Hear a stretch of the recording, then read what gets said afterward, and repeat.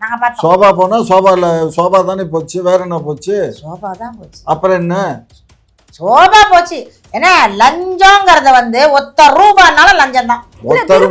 அவர்கள் என்ன சொன்னாங்கன்னா, இது ஆல்ரெடி நாங்க எப்பவோ ஆர்டர் பண்ண சோஃபா அன்னைக்கு வந்துச்சு அப்படின்னு சொன்னாங்க. ஆமா, அவர் இப்போ ஆர்டர் பண்ணிருக்காரு.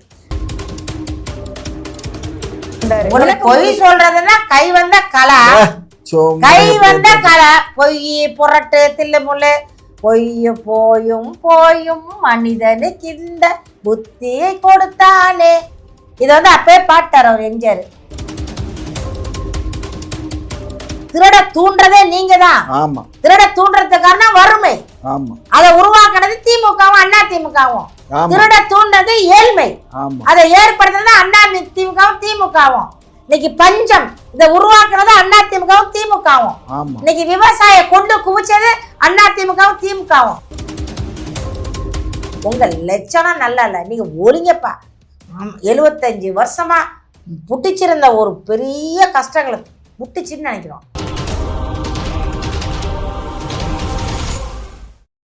சார், இப்போ இந்த ஒரு விஷயம் சர்ச்சையாவே போயிட்டு இருக்கு. இந்த மாதிரி இந்த ஒரு வழக்கு வந்து பேச அந்த இடத்துல வந்து காவலர்கள் வந்து சிரிக்கிறது, அப்புறம் அமைச்சர் அவங்களும் வந்து சரியா பதில் சொல்லாம போறது. அம்மா வந்து வாயத்தா இருந்தாலும் பல்லு முன்னாடி பல்லு, சரியா? நானும் அந்த இதை பேட்டியை பல முறை போட்டு காட்டினாங்க. அது ஒரே வார்த்தை என்ன சொல்லிச்சு, எங்கள் முதலமைச்சர் பார்த்துப்பாரு அந்த கேள்வி. அதை அப்படியே சொல்லிவிட்டு அது கடந்து போயிடுச்சு, சரியா? அது வந்து ஒன்றும் தவறாலாம் அது சிரிக்கலை. அது பொதுவாக அது வாய் வந்து பல்லு இருக்குது, திறந்தால் சிரிக்கிற மாதிரி வேணால் தோணலாமே தவிர சிரிக்கலை. முகத்தில் தெரியும்ல, சிரிக்கிறதுக்கும் இதுக்கும் தெரியும். அதெல்லாம் அந்த பொண்ணு சிரிச்சாங்களா சிரிக்கலையா உங்களை கேட்கறதான் சொல்றாங்க. சிரிச்சாங்களா சிரிக்கலையா? ஆமா, சிரிச்சாங்க. நீ தான் போய் பார்த்துட்டு வந்த பக்கத்தில் உட்காந்து பதில் வந்து அவங்க குடுக்கல. அதுதான் அவங்க மேல இருக்கு. சரியான பதில் தரலமா, சிரிக்கிறாங்கம்மா. வந்து 3 IPS அவங்க தான் வந்து சிரிச்சதா. அது சட்ட ஒழுங்கு பிரச்சனை வந்து அது விஜயுடைய கண்ட்ரோல்ல இருக்கு. அவருடைய லாக்காவில் இருக்கக்கூடியதுக்கு மற்ற அமைச்சர்கள் பதில் சொல்ல இயலாது. அது முதலமைச்சர் தான் பதில் சொல்ல. அதனால எதுவா இருந்தாலும் அதனால அவர் பார்த்துக்குவார், எங்க முதலமைச்சர் பார்த்துக்குவாருன்னு சொல்றது அதுதான் முறை. அது கரெக்டா அது ஆன்சர் பண்ணிருக்கு. அது படிச்ச புள்ள கரெக்டா தான் பேசியிருக்கு. இவங்க வந்து திருச்சி பேசுறது வந்து இவங்க பேசுறாங்க. இது முக்கியமானதா? இன்னைக்கு அதிமுகல இருக்கக்கூடியவங்க பூரா 3 பேர் போனா, ஒருத்தன் போயிட்டான், 4 பேர் போயிட்டான். இதை பத்தி பேசுறதுக்கு இந்த அம்மாவுக்கு வாயே வரல. அவன் இப்ப சூட் கேஸ் வாங்கினாங்க, எங்கள்கிட்ட இருந்து ஏரியா சும்மா அந்த பார்த்த மாதிரி எல்லாம் பேசாதீங்க. பாருங்க, யாருக்கு பணம் கொடுத்தாங்க நம்ம பார்க்கல. எங்கம்மா பணம் கொடுத்ததையும் பார்க்கல, பணம் வாங்கினதையும் பார்க்கல. ஆனா நாங்க பார்த்தோம், திருமாவளவன் ஆபீஸ்க்குள்ள சோபா போனுச்சு. நாங்க பார்த்தோம். சோபா போனா சோபா தானே போச்சு, வேற என்ன போச்சு? சோபா தான் போச்சு. அப்புறம் என்ன? சோபா போச்சு. ஏன்னா லஞ்சம்ங்கிறத வந்து ₹1 லஞ்சம் தான். அவர்கள் என்ன சொன்னாங்கன்னா, இது ஆல்ரெடி நாங்க எப்பவோ ஆர்டர் பண்ண சோஃபா அன்னைக்கு வந்துச்சு அப்படின்னு சொன்னாங்க. ஆமா, அவர் இப்போ ஆர்டர் பண்ணிருக்காரு. அத போய் மீடியாவுல சொல்லுங்க. ஓப்பனா மீடியால தான் சொல்லி இருந்தாரு. பொய் சொல்றதுன்னா கை வந்த கலை, கை வந்த கலை. பொய் புரட்டு தில்லு முள்ளு. பொய்ய போயும் போயும் மனிதனுக்கு இந்த புத்தியை கொடுத்தாலே. இதை வந்து அப்பவே பாட்டார் அவர் எம்ஜிஆர். இன்னமும் அந்த புத்தியை வச்சு அலையிறீங்க நீங்க எல்லாம். போய் வாயை திறந்தா போய். ஏமா அந்த போலீஸ் ஆபீசர்ஸ் பிரஸ் மீட்ல சொல்ல அவங்க ஏதோ வேற பிரஸ் மீட்டுக்கு முன்னாடி அவங்க உட்கார்ந்திருக்காங்க. இந்த விஷயத்தை பேச வந்த நேரத்துல முன்னாடி பிரஸ் காட்டுறாங்களா? பிரஸ் காட்டவே இல்லை. பிரஸ் வரல. 3 பேரும் உட்காந்து அவங்க பேசிட்டு இருக்காங்க. அவங்க பேசிட்டு இருக்கும்போது ஏதோ அவங்களுக்குள்ள இருக்கக்கூடிய ஒரு ஏதாவது ஒரு சிரிக்கக்கூடிய யாராவது ஒருத்தர் சொல்லியிருக்கலாம், பண்ணிருக்கலாம். இது வந்து ஏமா எல்லாத்தையும் மேலேயும் குற்றம், எடுத்தா குற்றம், நிமிந்தா குத்தங்கிறதெல்லாம் நம்ம சொல்லக்கூடாதுமா. ஒரு அரசு அது கொஞ்ச நாள் ஆகுது, நம்ம 6 மாசம் பொறுத்து தான் பார்க்கணும். இப்ப தவறுகள் நடக்குது, அதை சுட்டி காட்டணும், அவ்வளவுதான். அதுக்காக வந்து சிஎம் வந்து பதவி விலகணும் வைக்கணும்னு எல்லாம் பேச இயலாது. அந்த துறையினுடைய அதிகாரிகளுடைய தவறு நடந்தா அதையும் சுட்டி காட்டுறோம். அது முதலமைச்சர் தான் நடவடிக்கை எடுக்கணும். இன்னைக்கு வந்து விவசாய கடனை தள்ளுபடி முழுமையா பண்றேன்னு சொன்னாரு. அது முழுமையா விவசாய கடன் தள்ளுபடி பண்ணல. அந்த போராட்டம் ஆரம்பிச்சுட்டாங்க. ஆமாமா, விவசாயிகள் சட்டமன்றத்துல முந்தா நாள் போய் போராட்டம், நேத்தும் போராட்டம், இன்னைக்கு போராட்டம் எல்லா இடத்துலயும் நடக்குது. இதுக்கிடையில வந்து சினிமா துறையை போய் பார்த்ததுக்கு மாத்திரம் 5 நேரம் நீங்க ஒரு வாரத்துக்கு 5 வேளை சினிமா படம் போட்டுக்கிடலான்னு பெர்மிஷன் கொடுக்குறாரு. முன்னையெல்லாம் வந்து ரிலீஸ் அன்னைக்கு தான் 5 காட்சிக்கு போயிடும், மற்ற நாட்கள்லாம் 5 காட்சி. ஸோ இப்போ மக்களை பூரா திரையரங்களே சாப்பிட்டோம். அதான் இப்போ 5 காட்சிக்கு அதுக்கெல்லாம் உடனே அனுமதி கொடுத்துட்டாரு.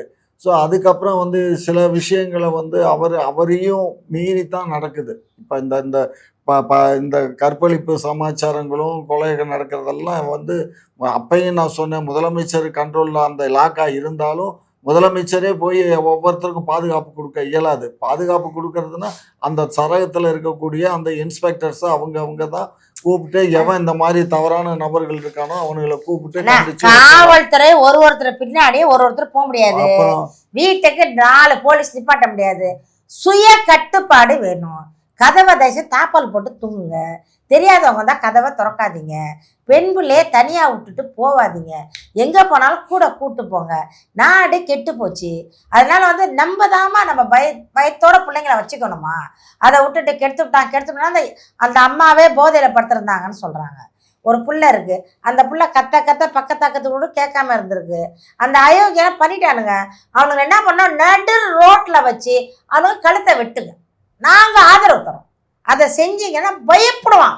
பொம்பளை மேல கையை வைத்தால் இல்ல, நம்ம இந்திய சட்டப்படி அப்படி பண்றதுக்கு அதிகாரம் இல்ல இல்லையா? என்ன அதிகாரம்? இப்ப கெடுக்கிறதுக்கு அதிகாரம் இருக்கா இந்திய சட்டத்துல? இல்ல. பெண்ணை கெடுத்து கொலை பண்ணலான்னு அதிகாரம் இருக்கா? பெண்ணை கெடுத்து கொண்டு கொடுத்தலான்னு அதிகாரம் இருக்கா? செய்யறாங்கல்ல, ஏன் நம்ம செய்யக்கூடாது? சட்டத்தை கையில எடுப்போம். நீங்க எடுக்கலாமா? அரசாங்கம் எடுக்க முடியாது. அவர்களால இந்த மாதிரி ஒரு விஷயத்தை கடுங்கால் தண்டனை கொடுங்க, தூக்கு தண்டனை கொடுங்க, உள்ள வச்சு கசையடி கொடுங்க. அவனுக்கு அதெல்லாம் செய்ய கசையடி கொடுங்க. 2 வச்சு நச்சிருங்க. மாட்டுக்கு வச்சு நச்சுறாங்கல்ல, இது எந்த பொம்பளை மாட்டு பின்னாடி போக கூடாது. கசையடின்னு ஒண்ணு இருக்கு. அதை வந்து டம்மி ஆக்கிறோம், தெரியணும்ல. அந்த மாதிரி செஞ்சிருங்கன்ற. அவன் வந்து சிங்கப்பூர்ல இருக்கிற சட்டம், சிங்கப்பூர்ல இருக்கு. பாலியல் பண்ணனா அவங்களுக்கு வந்து ரோத்தா கொடுப்பாங்கம்மா. அப்போ வந்து ஒரு இன்ஜெக்ஷன் போட்டுருவாங்களாம். அதோட வந்து ஆண்மை இழந்துருவாங்க அவங்க. இந்த கால் வந்து இப்படி நேரம் நடக்க முடியாது. செவுத்த பிடிச்சி தான் நடக்கணும், தானா நடக்க முடியாது.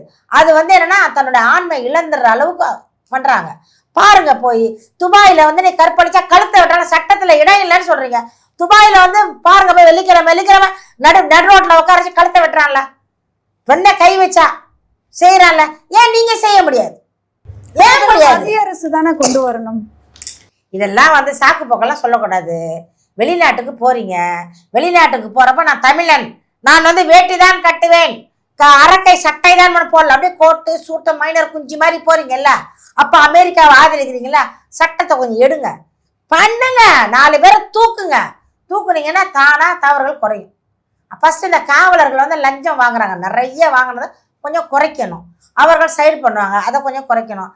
வழக்கறிஞர் உங்களுக்கு இன்னைக்கு பேசுவாங்க, நாளைக்கு எனக்கு பேசுவாங்க. அவங்களும் கொஞ்சம் மாறணும். ஒரு சட்டம் கொண்டு வந்திருக்கல, யாராவது லஞ்சம் வாங்குறதா நம்ம பார்த்தா அது போட்டு கொடுத்தா 1 லட்சம் வந்து கொடுக்கறதா சொல்லியிருக்காங்களே. 1 லட்சம் லஞ்சம் வாங்கிட்டு 1 லட்சம் வாங்கிட்டு மறுநாள் உயிரோட இருக்கிறதா இல்லையா? அவங்களுக்கு பாதுகாப்பு கொடுப்பாரு அவரு? இல்ல, இந்த மாதிரி வந்து அவங்க தான் கம்ப்ளைண்ட் பண்ணாங்கன்னு வெளியே தெரியாது. நீங்க கம்ப்ளைண்ட் மட்டும் பண்ணலாம். அப்படியா?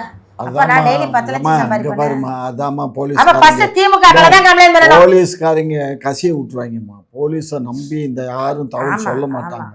போலீஸ்காரன் இதை கசிய விட்டுருவானுங்க. அப்ப அவன் காட்டி கொடுத்தானோ அவனை தீர்த்துருவாங்க. இது வந்து காலங்காலமா நடக்குது. இந்த முறை எப்படி வந்து கையாளுறது? இது தடுக்கவே முடியாதுமா. திருடன் பார்த்து அவனா திருந்தனுமே தவிர சொல்லாதீங்க. திருடனா பார்த்திருந்தான்னு சொல்லாதீங்க. திருட தூண்டுறதே நீங்க தான். ஆமா, திருட தூண்டுறதுக்கு காரணம் வறுமை. ஆமா, அதை உருவாக்குனது திமுகவும் அண்ணா திமுகவும். திருட தூண்டுறது ஏழ்மை. அதை ஏற்படுத்துறது அண்ணா திமுகவும் திமுகவும். இன்னைக்கு பஞ்சம், இதை உருவாக்குறது அண்ணா திமுகவும் திமுகவும். இன்னைக்கு விவசாய கொண்டு குவிச்சது அண்ணா திமுகவும் திமுகவும். ஆத்தா தூர் வரல, குளத்தை தூர் வரல, ஏரிய தூர் வரல, விவசாயிக்கு வந்து மானியம் கொடுக்கல, அவனுக்கு வேண்டிய எதுவுமே செய்யல. நெல்லை அறுவடை பண்ணி கொண்டு ரோட்ல இன்னைக்கு ஒரு உட்காந்துருக்கானுங்கம்மா. 3 மாசம் ஒரு சென்டர் திறக்கிறது இல்ல, நெல் மூட்டையை வாங்குறது இல்ல. என்ன பண்ணுவாங்க விவசாயி? உங்க லட்சணம் நல்லா இல்லை, நீங்க ஒளிங்கப்பா. 75 வருஷமா புட்டிச்சிருந்த ஒரு பெரிய கஷ்டங்களை புட்டிச்சின்னு நினைக்கிறோம். 50 வருஷமா அவனுக்கு பிடிச்சிருச்சு, அதுவும் போச்சு. இப்போ நான் தயவு செஞ்சு நல்ல ஆட்சி வரட்டும், புது ஆட்சி வரட்டும், மக்களுக்கு வந்து நல்லது நடக்கட்டும். நல்லது நடக்கிறோம், நாங்களாம் பாராட்டுறோம். நடக்கணுமா? ரொம்ப மக்கள்லாம் நாங்களாம் பார்த்து நொந்து போய் கிடக்குறோமா, பார்க்குறோமா டெய்லி.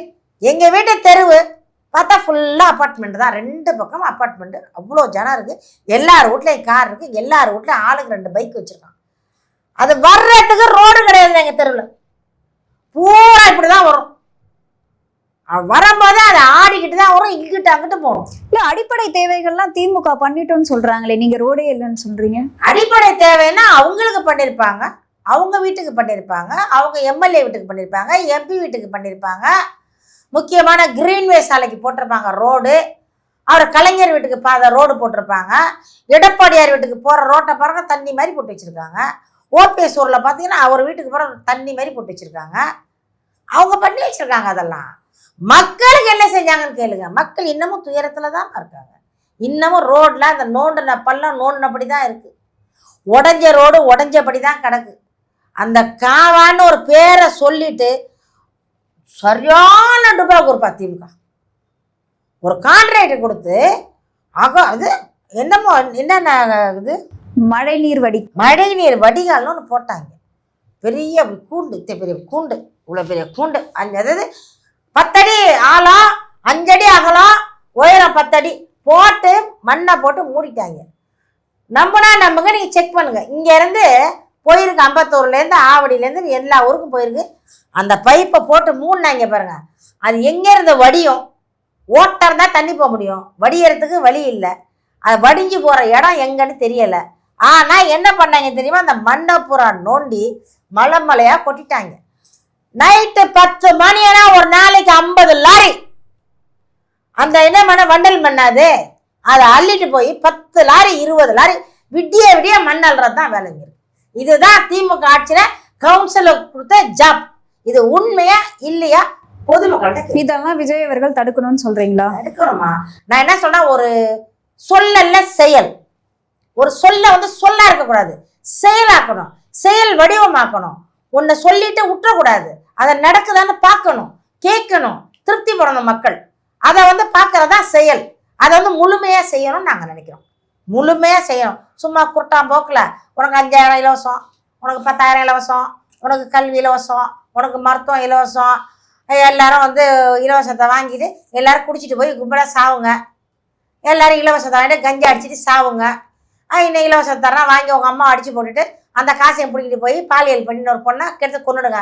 அது கிடையாது. இலவசம் வேணாம், படித்தவர்களுக்கு வேலையை கொடுங்க, நல்ல தரமான கல்வியை கொடுங்க. எங்கள் அண்ணன் சொன்னார்ல, சீமான் சொன்னார்ல, இலவச கல்வி, இலவச மருத்துவம், பாலியலே இல்லாமல் நான் ஆக்கிடுவேன்னு எங்கள் அண்ணன் சொன்னார். குடிநீர் இலவசம்னு சொன்னார். சாலை சுங்க இந்த கட்டணமே இல்லாமல் தூக்கிடுவேன்னாரு. வாயிலையா அண்ணா கொடுத்தாதான் நாங்க செய்ய முடியும். நீங்க நொட்டி கிழிச்சிட்டு 75 வருஷமா அறுத்து அப்படியே தள்ளி அப்படியே தாங்க முடியல. தமிழ்நாடு பொங்கி வலியுது, உங்க லட்சணம் பொங்கித்தான் வலியுது. சரி, இப்போ இன்னொரு விஷயம் என்னன்னா, உதயநிதி அவர்கள் வந்து ஏதோ மறுபடியும் நடிக்க போறதா வந்து சொல்றாங்க. என்ன நடிகரா ஆயிட்டா நாட்டை ஆளலாம் அப்படின்ற ஒரு எண்ணத்துல மறுபடியும் நடிக்க போறாரா? அவர் ஏற்கனவே 15-20 படம் நடிச்சவர் தான். அப்படியா? 15லாம் இல்ல, ஒரு 5-6 நடிச்சிருப்பாரு. 15 படம் நடிச்சிருக்காரு. அப்படியா?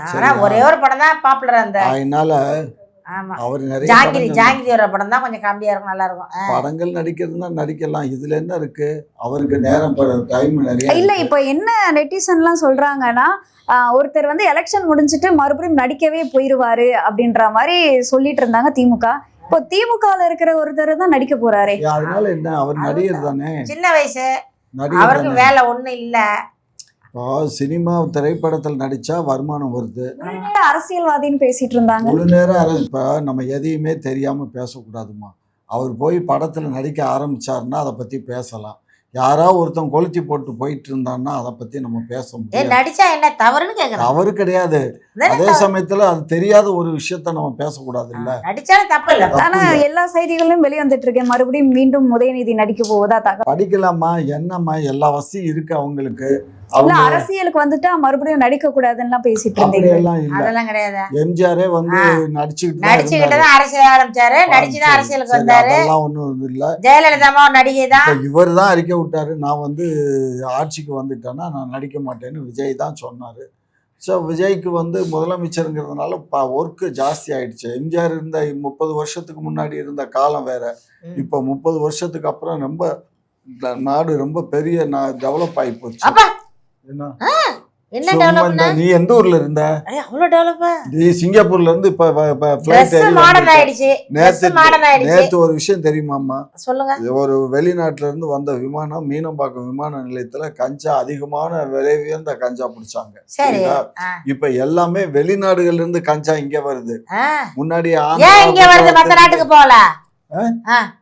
ஏன் தமிழ்நாட்டுக்கு வருது? இங்கதான் இடிச்ச வயர்களே தெரியுது. அது என்னவோ இங்கதான் அதிக குடிகாரர்கள் தெரியுது. குடிப்பியா கஞ்சா? வாங்குற முதலாளி இங்கதான். நீ கஞ்சா குடிப்பியா? நாங்க ஏன் குடிக்கிறோம்? அப்புறம் என்னத்துக்கு பேசுற? நாங்க ஏன் குடிக்கிறோம்? அப்புறம் தமிழ்நாட்டை கஞ்சா குடிகாரன் ஆக்குனது நீங்க தான். ஆமா ஆமா. உங்க ஆட்சியில தான் கஞ்சா வியாபாரிகள் கற்பழிக்கிறது, கஞ்சா வியாபாரிகள் சரளமா நடமாடுறது. நீ எதுக்கு எடுத்தாலும் கற்பழிப்புன்னு இப்படியே உன் வாயில நடக்கிறத சொல்றேன்னா நடக்குதா இல்லையாமா?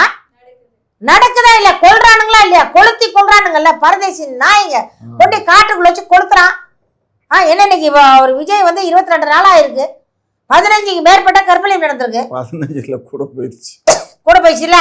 அப்ப இந்த வாயை எங்க கொண்டு போய் சொல்றது? வசம் போச்சு தேப்பமா அந்த வாயில.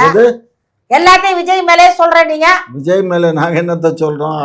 யாரு வந்தாலும் ஆட்சிக்கு வந்தாலும் இது இருக்கத்தான் செய்யும். காரணம் போதை.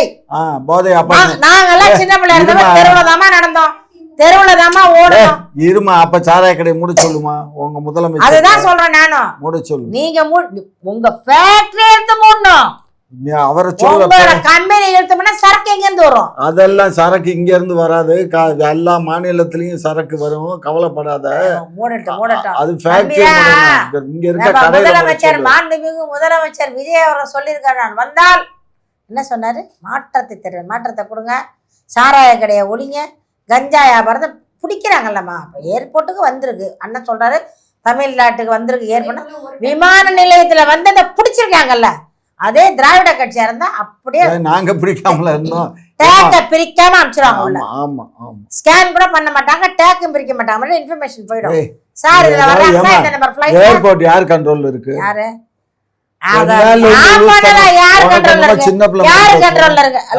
ஹலோ நாங்க ஏர்போர்ட்லயே அப்படி ஓடி விளையாண்டவங்க. எங்கள்ட்ட ஏர்போர்ட் சொல்லி யார் கண்ட்ரோல்ல இருக்கு? ஒன்றிய அரசு கண்ட்ரோல்ல தான் இருக்கு. அப்புறம் எவ்வளவு பேர் அப்பாட்டகர உள்ள இருந்தாலும் நாங்க காசு கொடுத்து வாங்கிடுவோம்ல. நீ அப்பா களவாணித்தனம் பண்ணியே பொழைச்சவங்களுக்கு உங்களுக்கு களவாணித்தனம் தான் தெரியும். அதெல்லாம் என்ன ஒண்ணு இல்லைண்ணா, அதெல்லாம் பேச்சு. முதலமைச்சர் அவரு சொன்னாக்கா கேட்பாங்க, நம்ம ஆளுதானே விட்டுருவாங்க. சரி அப்ப வெளிநாட்டுல அந்த ஏர்போர்ட்ல செக் பண்ணி தான் அனுப்பிச்சிருக்கான். அவனுக்கு தேவையில்லை, போகுது அவன் நாட்டை விட்டு. அவன் பார்த்துருப்பான், தெரிஞ்சிருக்கும் நம்ம வீட்டை விட்டு சனியாக போகுது, போகட்டன்னு விட்டுட்டான். அவன் வந்த இடத்துல கரெக்டாக பிடிச்சிட்டாருங்க. பிடிச்சதுக்கான அவங்க இன்ஃபர்மேஷன் கொடுத்துருப்பாங்க. அதே நீங்கள் ஒரே ஒரு பொருளை நீங்கள் வெளிநாடுகளுக்கு எடுத்துகிட்டு போக முடியுமா? ஒரு பீடி கட்டு கொண்டு போக முடியுமா? ஒரு சுருட்டை கட்டு கொண்டு போக முடியாது, ஒரு கோயிலை கொண்டு போக முடியாது, ஒரு பான் பராக்கோ தூக்கி ஜெயிலில் வச்சிடும். செக்கிங்கில் பண்ணன உடனே சிறைச்சாலை 1 year 2 years. அந்த சட்டம் இருக்கா? சட்டத்தை சரியா செய்யணும். தமிழ்நாடு சட்டத்தை சரியா செஞ்சா தவறுகள் குறையும். இதே எங்க அண்ணன் சீமான் வந்தால் கரெக்டா செய்வாரு. ஆனா நீங்கள் என்ன தவறு நடந்தாலும் எங்க அண்ணன் சீமான் எதிர்கட்சியாக கேள்வி கேட்டுக்கொண்டே இருப்பார். சார் இப்போ இன்னொரு விஷயம் என்ன அப்படின்னு பாத்தீங்கன்னா, இந்த மின்வாரிய ஒப்பந்ததாரர்கள் எல்லாம் சொல்றாங்க, கடந்த முறை ஆட்சியில வந்து கிட்டத்தட்ட ஒரு 35% வந்து கொள்ளையடிச்சிருக்காங்க இந்த துறையில அப்படின்ற மாதிரி நிறைய குற்றச்சாட்டுகள்லாம் வைக்கிறாங்க. இதுல நிறைய மின்வாரிய அதிகாரிகள்லாம் சொல்றாங்க. அதாவது ஒப்பந்ததாரர்கள், மின்வாரிய ஒப்பந்ததாரர்கள் வந்து கடந்த முறை நடந்த ஆட்சி மீது குற்றம் சாட்டுறாங்க. இங்க நிறைய வந்து கொள்ளையடிச்சிருக்காங்க, ஊழல் பண்ணியிருக்காங்க, கிட்டத்தட்ட 35% கொள்ளையடிச்சிருக்காங்க அப்படின்ற மாதிரி. இல்லம்மா 35% கொள்ளையடிச்சாங்கன்னா யாரு கொள்ளையடிச்சான்னு கேட்க எல்லாம் உங்க மாதிரி தான். எப்படி நிறைய கொள்ளையடிச்சு இதுல அமைச்சர்கள் திமுகவுடைய நிர்வாகிகள் எல்லாம் சம்பந்தப்பட்டிருக்காங்க இந்த ஊழல்ல அப்படின்னு யார் சொல்றாங்க. சொல்றான்? ஒப்பந்தக்காரர் சொல்றான். ஒப்பந்தம் எடுத்தவன் அவங்களுக்கு லஞ்சம் எங்களுக்கு சரியான முறையில வந்து யாருக்கு டெண்டர் எல்லாம் கொடுக்கணுமோ அவங்களுக்கு கொடுக்காம கட்சிக்காரங்களுக்கு மாதிரியான ஆட்களை சூஸ் பண்ணி கொடுத்தாங்க. இதுல நிறைய முறைகேடு எல்லாம் நடந்திருக்கு அப்படின்னு சொல்றாங்க. நான் வாக்கப்படாம அவ போயிட்டா, வாக்கப்பட்டவ மேல 1000 குற்றச்சாட்டு வாக்கப்படாதவ வைக்கிற மாதிரி தான் இது. இவனுக்கு வந்து டெண்டர் எடுக்க இவனுக்கு அதெல்லாம் இந்த வாக்கப்பட்டவ வப்பாட்டி எல்லாம் பேசாதீங்க. நீங்க திருட்டு வேலை பண்ணீங்களா இல்லையா? யார் பண்ணா திருட்டு வேலை? நீங்க வந்து போய் நீ பண்ண கமிஷன் அடிச்சீங்களா இல்லையா? அதெல்லாம் ஒரு மசரும் இல்ல. எல்லாம் திருடுனீங்களா இல்லையா? சரியா? இது வந்து வீட்டு வரையில திருடுனீங்களா இல்லையா? ரோடு போறதுல கொள்ளை அடிச்சீங்களா இல்லையா? ரோடு போறதுல கொள்ளை அடிச்சாக்கா உத்தமன் மாதிரியே பேசுறது. உத்தமன் தான் இது. இப்ப விஜய் வந்து என்ன பண்றாரு, டெண்டர்ல வந்து ஆன்லைன்ல பண்ற சொல்றாரு. இந்த ஆன்லைன் டெண்டர்ல வந்து ஏற்கனவே திமுக ஆட்சியிலையும் ஆன்லைன் டெண்டர் கொண்டு வந்தாங்க இதுக்கு, ரோடுக்கு, ஹைவேஸ்ல. அதில் நான் டெண்டரு அதுக்கப்புறம் ஆன்லைனையும் கொடுக்கணும், டைரெக்டாகவும் அப்ளை பண்ணலான்னு 2 சிஸ்டம் வச்சுருந்தாங்க. அதில் நிறைய பேர்கள் வந்து டைரெக்டாகவும் போடுவாங்க, ஆன்லைன்லேயும் போடுவாங்க. கடைசியில் டெண்டர் ஓப்பன் பண்ணி யார் யாருக்கு இதில் குறைவாக இருக்குது, யாருக்கு எக்ஸ்பீரியன்ஸ் இருக்குங்கிறத பார்ப்பாங்க. என்ன எக்ஸ்பீரியன்ஸ்? கட்சியில் எத்தனை வருஷமா இருக்காங்கன்னு லூசு அது இப்போ வந்து என்ன சொல்லிட்டாரு விஜய்னா, நீங்கள் அந்த இதெல்லாம் பெஞ்ச் மார்க்கெல்லாம் பார்க்க வேணாம், அவங்களுக்கு இதுக்கு தகுதி இருக்கா இல்லையான்னு பார்க்காதீங்க, நீங்கள் டெண்டரை கொடுங்க. டெண்டர் ஓப்பன் பண்ணி யாருக்கு டெண்டர் இருக்கோ அவங்க தகுதி இல்லாதவங்க டெண்டர் அப்படி அப்ளை பண்ணுவாங்க. தகுதி இருக்க போய் தானே டெண்டர் போடுறாங்க. அதனால அவங்க டெண்டரை நம்ம ஆன்லைன்லேயே பண்ணட்டும். டெண்டர் ஷெட்யூல் கொடுக்கும்போதே தான் லஞ்சம் வாங்கிட்டு தான் கொடுப்பானுங்க. அது வந்து ஆமாம், அது அதாவது ஒரு நேர்மையா தொழில் பண்றவங்களுக்கு கொடுக்கணுங்கிறதாம ஆமா. அந்த பிரியாணி கடை வச்சிருக்காங்க, இந்த ஜெயில் வாசல்ல பிரியாணி கடை வச்சிருக்காங்க, கஞ்சா வைக்கிறவங்களாம் கொடுக்க கூடாதுன்னு சூசகமா சொல்றாங்க. ஸோ அதனால அவங்க வந்து இப்போ சொல்லியிருக்காரு, இது நடைமுறைக்கு வரணும். எந்ததா இருந்தாலுமே ஊழல்ங்கிறது ஊறி போச்சுமா. இப்ப ஆன்லைன்ல பண்ணி டெண்டர் வாங்கி அது உங்க ஆட்சியில ஊறி போச்சு.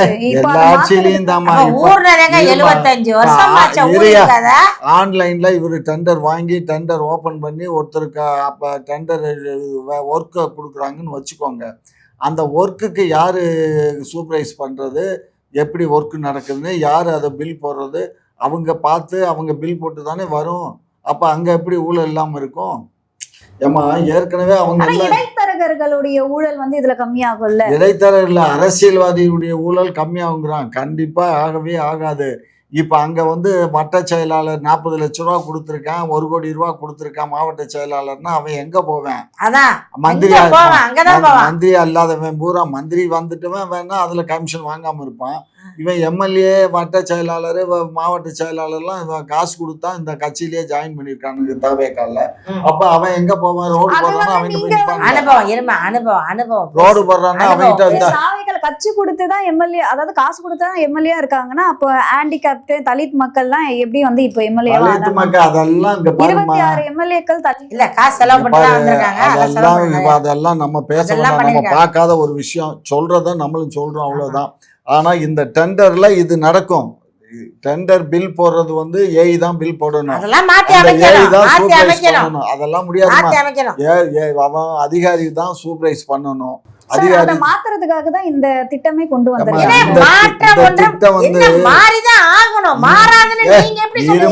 இந்த திட்டம் வந்து நல்ல திட்டமானா நல்ல திட்டம், அதை நான் தவறு சொல்லல. ஆனா அது கீழே வரையும் வர முடியாது. மேல் மட்டத்துல இருக்கிறது வேணா. முன்னெல்லாம் வந்து மந்திரியை டைரக்டா கமிஷன் வாங்கிட்டு தான் டெண்டர் ஷெட்யூலே கொடுப்பான். இப்போ அதை ஒழிச்சாச்சு. மந்திரி லெவலில் யார் இப்போ மந்திரி யாதவ அர்ஜுன் தான். யாதவ அர்ஜுன் வந்து இப்போ அவர் டெண்டர் ஷெட்யூல் எஸ்ன்னு சொன்னால் தான் கொடுப்பாங்கங்கிற கதை இல்லை. அவங்க எந்தெந்த வேலைக்கோ டெண்டர் வந்து ஆன்லைனில் ஃபுல்லாக பண்ணி கொடுத்துட்றாங்க. அவருக்கு கூட பணம் வாங்கலைன்னே வச்சுக்கோங்க, அமைச்சருக்கு பணம் வாங்கலைன்னு வச்சுக்கோங்க. ஆனால் கீழே இருக்கவன் வாங்காமல் இருக்க முடியாது.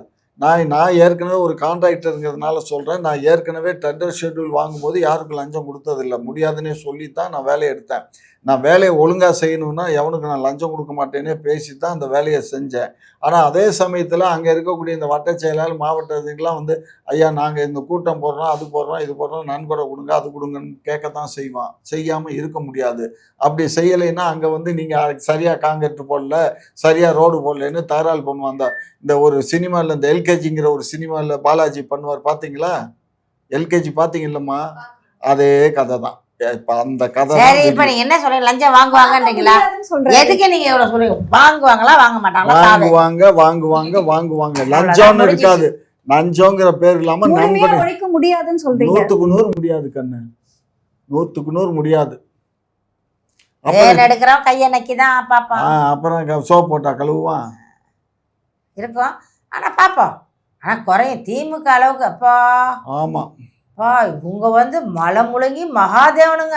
ஒரு மலை கூட இல்ல, எல்லா மலையும் முழுங்கிட்டாங்க. எல்லாத்தையும் முழுங்கிட்டீங்க, ஆமா எல்லாத்தையும் முழுங்கிட்டீங்க. முழுங்கிறதுக்கு ஒரு மலையில மண்டையில மசுரும் இல்ல. ஆதவ அர்ஜுன் அவர்கள் 20 கல்குவாரியை வந்து கண்டுபிடிச்சு இப்போ நேத்து மூடி இருக்காங்க. இன்னும் செயல்பட்டு இருக்கிறதா அதுதான் நிறைய ரொம்ப நாளா நடந்துகிட்டு இருக்கு பிரச்சனை. கல்குவாரியை கண்டுபிடிச்சிட்டாங்க. அந்த இடத்த பார்த்தீங்கன்னா எவ்வளவு பாதாளமா இருக்குன்னா, அதை செஞ்சவனை என்ன பண்ணீங்க? செஞ்சான்ல அந்த கான்ட்ராக்டர், அவனை எல்லாத்துக்கும் உள்ள வைக்கணும். ஒரு 4 பேர் உள்ள வைங்க. 4 பேரை உள்ள வச்சிங்கன்னா இதெல்லாம் குறையும். சும்மா நான் கண்டுபிடிச்சிட்டோம், நாங்கள் நண்டு பிடிச்சிட்டோம்னா பேசக்கூடாது. இவர் பேசுகிறாரு பாருங்க 1.5 மணி நேரமா. அதையும் செஞ்சதெல்லாம் ஊழல். அதை அப்படியே கரெக்டாக கொண்டு போகிறாராமா. கொண்டு போய் ரூட்டு போடுறது இவங்க. 75 வருஷம் அனுபவம். சும்மா இருமா, வாய் புளிச்சதோ மாங்காய் புளிச்சதோ கேள்வி. சார், இப்போ ஆட்சி கவிழ்வதற்கு இடம் கொடுக்க மாட்டோம் அப்படின்னு சொல்லி திருமாவளவன் அவர்கள் வந்து சொல்லியிருக்கிறாரு. அது மட்டும் இல்லாம அவங்க அமைச்சரவையிலையும் இருக்காங்க. திமுகவை விட்டு மொத்தமா திருமாவளவன் அவர்கள் போயிட்டாரா அப்படின்ற கேள்வி வந்து எழுப்புறாங்க. திரும்ப வந்து எப்ப அங்க வந்து அமைச்சர் பொறுப்பை ஏத்துக்கிட்டாங்களோ அப்பயே எங்களை விட்டு போயிட்டாங்கன்னு தான் அர்த்தம். சரிங்களா? அப்ப உங்க கூட்டணி உடைஞ்சிருச்சு. எங்க கூட்டணி உடைஞ்சிருச்சுன்னா நாங்க என்ன இப்ப தேர்தலை சந்திக்க போறோம்? எங்க கூட்டணி உடைஞ்சிருச்சுங்கிறது தேர்தலுக்கு தானமா கூட்டணி. அவங்க தேர்தலுக்கு தான் எங்க கூட்டணி. இவங்க வெல்விஷரா இருந்தாங்க. தேர்தலுக்கு தான் கூட்டணி, எங்களுடைய வெல்விஷரா இருந்தாங்க.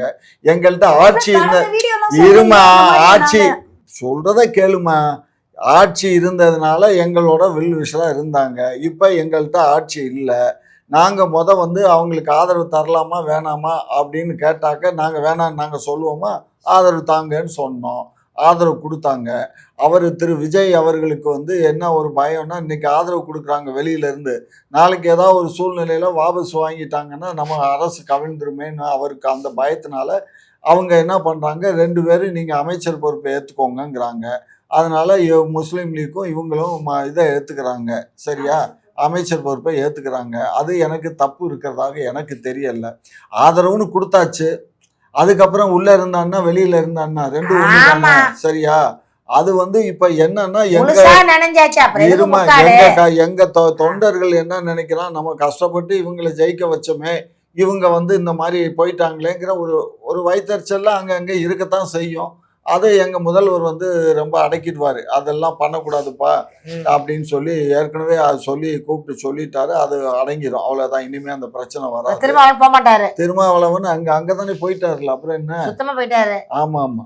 ஆகையினால காங்கிரஸ் தான் முன்னாடியே போயிடுச்சு இல்ல. ஆகையினால இத பத்தி எங்களுக்கு கவலை இல்லம்மா. நாங்க அடுத்து வரக்கூடிய தேர்தலை சந்திக்கிறதுக்கு என்ன வேலையோ என்ன செய்யணுமோ அதை நாங்க செய்ய ஆரம்பிப்போம். இப்ப இடைத்தேர்தல் வருது. நாங்க இடைத்தேர்தல போட்டி போட்டாலும் போடுவோம், இல்லைனாலும் விட்டுடுவோம். ஏன்னா இடைத்தேர்தலை பொறுத்த மட்டும் ஆளுங்கட்சிக்கு சாதகமாக தான் அதிகாரிகளும் நடந்துக்குவாங்க. அப்போ நம்ம வந்து போட்டி போட்டு நம்ம வந்து அதில் இது பண்ண வேண்டாம். 2வது, இன்னும் இந்த அரசு மீது குற்றப்பத்திரிகைகள் அதிகமாக இல்லை. ஒரு கால் உடனடியாக தேர்தல் நடத்தாமல் இன்னும் ஒரு 6 மாதம் கழிச்சு தேர்தல் வருதுன்னு வச்சுக்கோ, அதுக்குள்ள வந்துடும் பிரச்சனைகள் நிறைய இருக்கும். ஆமா, மக்கள் அதிருப்தி ஆயிடுவாங்க. இப்போ இப்பயே ஒன்றும் இல்லை பாருங்க, மின்சாரத்துல அதிருப்தி ஆயிட்டாங்க. 2வது, இந்த 1000 ரூபா போட்டது 2500 ரூபாய்க்கு 1000 ரூபா போட்டதுல வந்துட்டாங்க. இந்த 6 சிலிண்டர் இன்னும் தரல. விவசாயிகள் பிரச்சனை வந்துருச்சு. ரெண்டாவது இப்போ இந்த எல்லாத்துக்கும் எல்லா இடத்துக்கும் பஸ் போகலான்னது இன்னுமே அந்த பஸ்ஸை ஓப்பன் பண்ணி கொடுக்கல. அது படித்த பிள்ளைகளுக்கு 4000 ரூபா போடுறேன்னாரு, 2500 போடுறேன்னாரு. இதுக்கு இன்னுமே இப்போ பண்ணலை. ஸோ இந்த மாதிரி எல்லாம் இப்போ இல்லை, இன்னும் இதுக்கு டைம் இருக்குன்னு வச்சுக்கோங்க. இன்னும் ஒரு 6 மாதம் வரலையும் இதெல்லாம் பார்ப்பாங்க. 6 மாதத்துக்குள்ளே இதெல்லாம் நடக்கலைன்னு வச்சுக்கோங்க, அவன் போராட ஆரம்பிச்சிருவான். புரியுதுங்களா? ரெண்டாவது டாக்டர் ஜியோ வந்து நேற்று போய் பார்த்து பேசியிருக்காங்க. நான் எல்லாம் பண்ணித்தரேன். நான் அன்றைக்கே உங்கள்கிட்ட சொன்னேன், ஞாபகம் இருக்கா? பழைய பென்ஷன் திட்டத்தை ஸ்டாலின் இருக்கும்போது எஸ் பண்ணார். இப்போ அதை உடனே நிறைவேற்றணும்னா ஏகப்பட்ட பணம் வேணும். இப்போ நிறைய இந்த மாசத்திலேயே 31-30ஆம் தேதி அது ஜெயலலிதா தான் அந்த காலத்தில் அதை தடுத்துச்சு. அது பென்ஷன் இந்த பென்ஷனை வந்து இல்லாமல் பண்ணது ஜெயலலிதா. அதுல இருந்து அவங்க போராடி தான் இருக்காங்க. ஸோ அதனால திமுக ஆட்சியில போராடல. திமுக ஆட்சியில போராட்டம் பண்ணி நாங்க எஸ் பண்ணிட்டோம். கொடுத்துட்டீங்க அமௌண்ட் எல்லாம் கொடுத்தாச்சு. அதனால இப்ப நடைமுறைக்கு வந்துருச்சு. அவரு ரெண்டாவது இப்ப என்ன புதுசா வந்து இவங்க என்ன கோரிக்கை வச்சிருக்காங்கன்னா, அந்த டெம்பரவரி அப்பாயின்மெண்ட் அது இதெல்லாம் வந்து பர்மனெண்ட் பண்ணணும். நிறைய இன்னும் 1,00,000 பேர் வேலைக்கு எடுக்காம இருக்கு. செக்ரட்டரியேட்லயும் வேகன்சி இருக்கு, மற்ற தனியா வெளி தொழிலையும் இருக்கு. இதெல்லாம் நீங்க வேலைக்கு ஆளுகளை எடுக்கணும். எல்லாம் குரூப் 4 மூலிமா உடனடியாக எல்லாத்தையும் நிறைவு செய்யணும்னு இவங்க கோரிக்கை வைக்கிறாங்க. ஆமாம், இது கோரிக்கை வந்து இவங்க வந்து மடியில் வந்து பூனையை கட்டிக்கிட்டு சகுனம் பார்க்குற கதைடா. எப்பயுமே இந்த என்ஜிஓக்கள் வந்து அவங்களுக்கு என்னத்தை செஞ்சாலும் திருப்தியே இருக்காது. ஆனால் அவங்க வேலை மாத்திரம் பார்க்க மாட்டாங்க. எப்படி? என்ஜிஓக்களுக்கு என்ன செஞ்சாலும் திருப்தி இருக்காது, ஆனால் அரசு வேலையை மக்களுக்குரிய வேலையும் பார்க்க மாட்டானுங்க. காலையில 10 மணிக்கு வருவானுங்க, 10 மணிக்கு வருவானுங்க, சீட்டில் உட்காருவானுங்க, ஒரு டீயை கேட்பானுங்க, டீயை குடிப்பானுங்க. இந்த டீயை குடிச்சிட்டு மறுபடியும் என்ன பண்ணுவானு, ஏதோ ஒரு ஃபைலை எடுத்து நோண்டிக்கிட்டு இருப்பான். அதுக்கரையில் சாப்பாடு டைம் வந்துடும், சாப்பாடுவானுங்க. 2:30 மணிக்கு வந்து சீட்டில் உட்காந்துட்டு மறுபடியும் 3 மணிக்கு ஒரு காஃபியை சாப்பிடுவானுங்க. அப்படியே ஒரு அங்கிட்டும் இங்கிட்டும் வேலை. அதுக்கப்புறம் முடிஞ்சு போயிடும். அப்புறம் வீட்டுக்கு கிளம்பி போயிடுவானுங்க. ஆசிரியர் பற்றாக்குறை நிறைய இருக்கு. அதனால இப்ப வந்து ரொம்ப கடுமையான இது வந்து இவர் சொல்லியிருக்காரு. உடனடியா எல்லாரும் கரெக்ட் டயத்துக்கு வந்து செக்ரட்டரியேட்ல 10 மணிக்குன்னா சீட்ல 10 மணிக்கு எல்லாரும் இருக்கணும் அப்படின்னு சொல்லியிருக்காரு. பார்ப்போம். ஏன்னு கேட்டீங்கன்னா, இது ஏற்கனவே திமுக சொல்லிச்சு, அதிமுக சொல்லிச்சு, ஜெயலலிதா சொல்லிச்சு. ஜெயலலிதா காலத்துல இது கூட கைரேகை கூட பரட்டணும்னு சொல்லிச்சு. வெளியில போறதா இருந்தா நோட் புக்ல கையெழுத்து போட்டுட்டு இந்த டயத்துக்கு போறேன், இந்த டயத்துக்கு வரேங்கிறது போகையிலையும் எழுதணும், வரையிலையும் எழுதணும்லாம் பண்ணாங்க. அது ஏமா செக்ரட்டரியேட்ல இருக்கக்கூடிய ஸ்டாஃபுகளை பாய்ச்சிட்டு ஒரு அரசாங்கம் நடத்த முடியாதுமா. அவங்க ஒன்றும் இல்லை, நீங்கள் ஒரு காரியத்துக்கு போகிறீங்கன்னு வச்சுக்கோங்க. நம்ம அரசாங்கம் நல்ல அரசாங்கம் தான் வச்சுக்கோங்க. அவன் அந்த ஒர்க் பண்ணவனும் நல்லவனாக இருந்தானா உடனே பண்ணி நல்ல பேர் வாங்கி கொடுத்துருவான் அரசுக்கு. வேணும்னே அதை 1 மாதம் 2 மாதம் 6 மாதம் இழுத்தடிச்சிங்கன்னு வச்சுக்கோங்க. அது இல்லை, இது இல்லை, அது இல்லை, இது இல்லைன்னா அப்போ அரசாங்கத்துக்கு தானே கேள்விக்குறி வரும். இதுதான் இந்த வேலையை அவங்க கரெக்டாக கண்டிப்பாக பார்த்துருவாங்க. திமுக அரசு தோத்ததுக்கு காரணமே என்ஜிஓக்கள் தான். அதில் ஒன்றும் மாற்று கருத்தே வேண்டாம். அதிகமாக வாக்களிக்காமல் தோத்தது காரணம் என்ஜிஓக்கள் தான். உங்களுடைய நேரத்தை ஒதுக்கி பல்வேறு கேள்விக்கு விளக்கம் அளிச்சிருக்கீங்க, அதுக்கு நன்றி. குக்கு செய்தி நேயர்களுக்கு மிக்க நன்றி. 73,000 சப்ஸ்கிரைபர் தாண்டி போயிட்டு இருக்கும். இதே போல தொடர்ந்து உங்களுடைய ஆதரவை அளிக்கவும். அது மட்டும் இல்லாமல் லைக் பண்ணுங்க, ஷேர் பண்ணுங்க, சப்ஸ்கிரைப் பண்ணுங்க, மறக்காம பெல் ஐக்கானையும் கிளிக் பண்ணிருங்க.